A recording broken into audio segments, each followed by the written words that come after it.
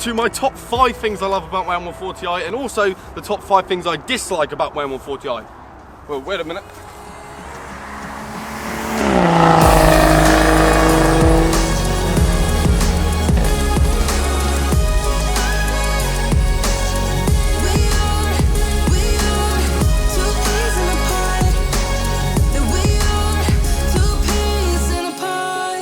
So we're going to start off the video with the positives about my M140i. Now, most of these are going to be about M140i's in general, but some of them are about mine in particular. Now, I'm so sorry about the awful lighting, but here is my M140i. I'm sure most people are familiar with it. And if you're new to the channel and not familiar, then go ahead and check out my other videos, and I've literally filmed doing everything on this car. Now, before we get into the video, there's one thing to mention. I have done a few things to this car that I haven't actually showed on camera yet, and it will be in one of the next upcoming videos. So there'll be a bonus point for anyone who notices what I've done to the car. So if you do go ahead and enjoy today's video, make sure you leave a like, rate, and comment, and subscribe. But yeah, let's go ahead and start with the bits I like. And the first thing, of course, is going to be that B58 engine. Now, the B58 is one of the most popular BMW engines at the moment. It is a 3-litre twin-scroll turbo petrol engine that produces about 350 horsepower in real-life figures. Now, this engine is an absolute beast. It is so tunable, so reliable. I mean, it's in like loads of BMWs at the minute, and also it's in the new Super engine as well, the TU version. But yeah, this engine is... It's actually ridiculous how much power. There's a guy called like Marky who's got one of like fastest in the UK, like running stupid power on these engines, and he was running, I'm pretty sure he had a stop block up to a while, and it was just running like stupid amount of power. And even if they go wrong, they're pretty cheap to replace the whole engine. And in terms of common problems, there aren't really many. I know there's a few common problems like coolant, it drinks a little bit of coolant, and also the oil filters can disintegrate when you take them out, only if you leave the intervals too long. But other than that, they're pretty solid engines. So yeah, that is number 1 for the things I like about my M140i. Now, number 2 is the sound.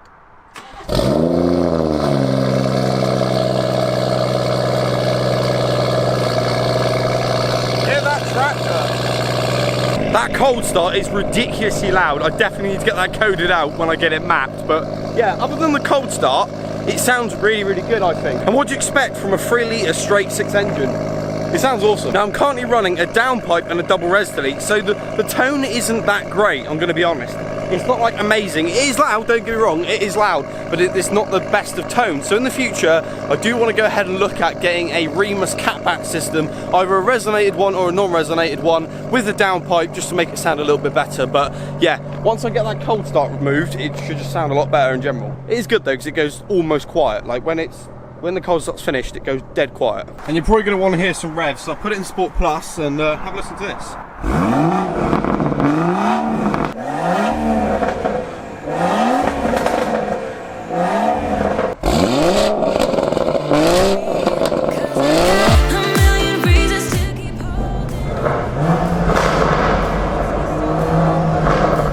Now, I'm just jumping in the video here to say a massive thank you to Cartoon My Ride for helping support this video. Now, Cartoon My Ride has worked with me over the past year or so, and they basically make cartoon images of your pride and joys. Now, these can either be printed and actually put in some frames so you can hang them on your wall like I have, or they can do just a digital image. And they've done my dad's car and 2 of my previous cars. And look how good they look. Now, if you're interested in these and maybe want to give a family member who's interested in cars one of these for like their Christmas or birthday or something like that, then go ahead and click the links in the description down below to find out more information, and I'll put all their socials in the description as well. But once again, thank you to Cartoon My Ride for supporting today's video. And the next thing is going to be modability.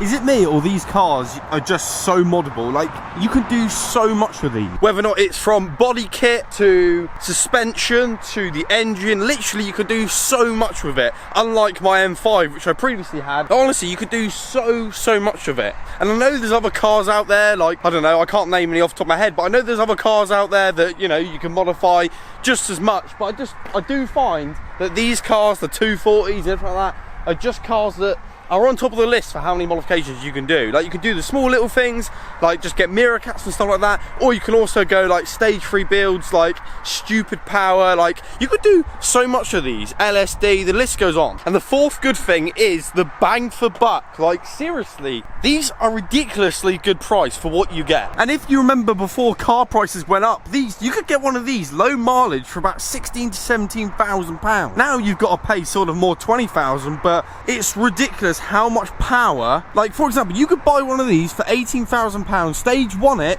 that's 420 brake horsepower, around about that, and that will destroy 95% of the stuff on the road. Like, ridiculous. They are so good value for money. And I guess it's because it's just a 1 series, like, but they're just good for the price. Like, even PCP on these and like HP on these are like really good price. You got to remember that, like, you're not paying M card tax, so like the brakes are reasonable, the services are reasonable, the engine's obviously reliable, so you shouldn't have to repair it very often. Like, they are seriously good value cars, and I'm sure a lot of people can vouch for that. And the fifth thing I love about my M140i is the practicality. These things are brilliant. Like, you can go out for a spirited hoon on the weekend, and you can also take the children to school. You can do a dump run in it. Like look, the boot is pretty big. Don't get me wrong, the rear seat space isn't that good, but you can still fit an adult in there. But you can literally take your mum to the airport, you can go out for a spirited hoon, you know, take it on a track day. It's not like a Lotus Elise or something like that where you can just go out for a spirited drive. You wouldn't really want to like daily that as such. But yeah, these are just good all-rounders. Super practical. I love it. And obviously, if you want to be a bit more practical, then get the 5-door. And now it is time for the things I don't like about the car.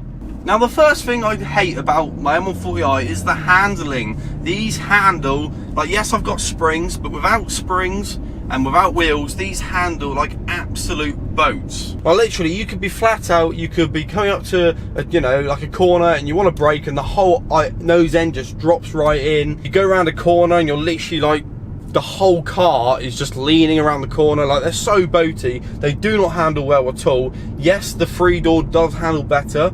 100%. I've had both 3 and 5, and the 3-door definitely handles better. Now, it's good for you if you like doing stuff to your cars, like changing the springs or coilovers, or doing the M4 lower control arms and changing the anti-roll bar, just doing like a fast road setup. If you're wanting to do that, then by all means get this, and it's a good platform to start. But you've got to do quite a lot on it to get sort of anywhere near an N2. But if you're buying this to drive fast on the road out of the box, there's a lot more out there that handle better. That's for sure. Even a Fiesta ST handles way better than this. Now, the next thing is a really small sort of gripe. Well, I don't know if it is a small gripe, I don't know. But can you notice something about this steering wheel?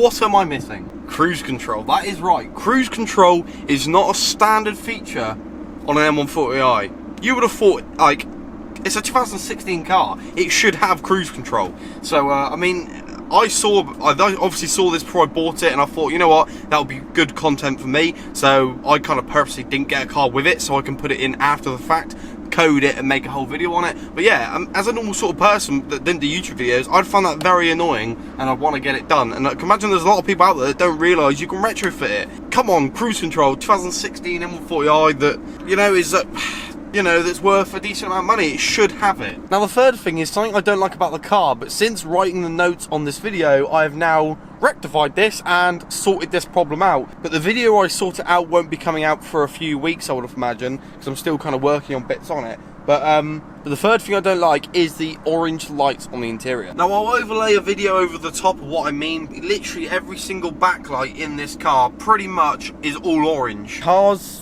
in like 2006 and stuff on like Audis had white lights. Like, this is a 2016 plate car. I'm pretty sure the new facelift ones have the orange as well. Like, what were BMW thinking? Why are they orange? I can imagine, you know, it's good for being at night time and it's not, you know, too bright on your eyes, but you can turn that down. Not the best, and I really do think they should have changed that. But keep an eye out for a YouTube video very soon, because yeah, I've already changed it and it looks incredible, so keep an eye out for that. so cool. Now jumping out of the car and turning around, the next sort of thing I don't like is the seats. Now this is especially apparent on the M2s, like the OG M2s, but the seats are just so basic. Like these are the same seats that my sister has in her 118D, and this is meant to be like the sporty version. There's not even an extra sort of like stitching or nothing. It's just the exact same seats. Yeah, they're leather, yeah, they're heated, but come on, BMW. And I know people are going to say, but they've changed the new seats. Yeah, I know they've changed the new seats in like the new M140i, but in this car, they didn't. I'll tell you what though, I'm really happy with how this car's looking, and we're nowhere even completed yet. I do really like this thing, you know, and I don't really want to ever see it go. Like, it's just such a cool car. Really do like it. People do not realise how good these things are. Anyway, on to the last thing I don't like about the M140i. And yet again, this is another modification that I've rectified, so it's not something on my M140i, but I do not like the grey rear diffuser you get on these cars. Now you've got to remember that on these cars, all like the trim around the windows is gloss black. You've got some extra sort of gloss black inside the car and around the car. So why did they do a grey diffuser on the back? Like, that's the same diffuser as my sister's 118D. It looks awful in grey. However, if you go out and buy like an MG Modifications diffuser or like the Riga diffuser or anything like that, you can change that. But still, from factory, should have just been gloss black. Like, come on.